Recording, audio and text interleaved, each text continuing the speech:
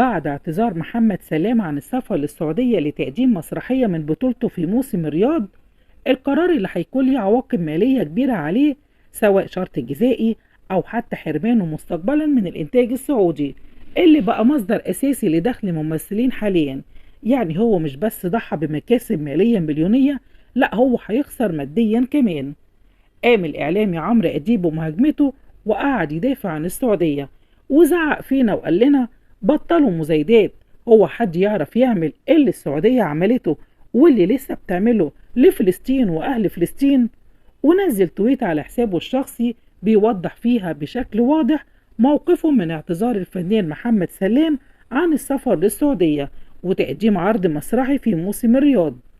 قال عمرو أديب: بحترم جدا مشاعر كل إنسان حزين محطم من اللي بيحصل دلوقتي، احنا فعلا في كارثة إنسانية، لكن بشكل واضح محدش يقدر يزايد على موقف السعودية ولا يزايد على جهود الأمير محمد بن سلمان.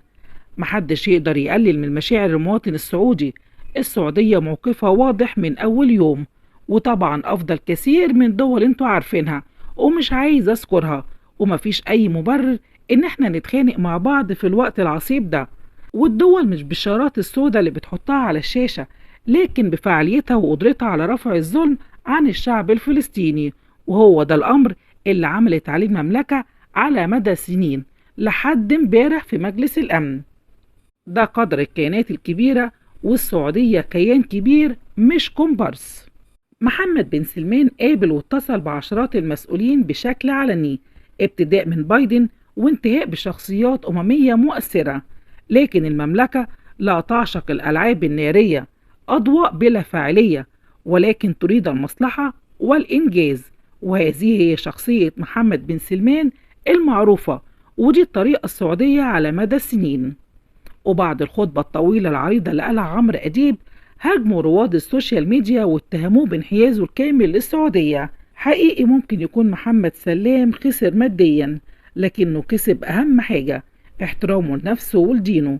هو عارف ان طبيعة شغله مختلفة وفيها رقص وغنى، فازاي يبقى اخواته بيموتوا وهو بيغني وبيرقص؟ على فكرة، كان ممكن يروح ويعرض المسرحية ومحدش مننا ياخد باله أصلا، أو يطلع يعلن بتبرعه لو الناس هاجمته، لكنه اختار أصعب وأصدق اختيار في نفس الوقت، لأنه اختيار هيكلفه كتير في الدنيا، بس هيكون ليه أكبر رصيد في الآخرة بإذن الله.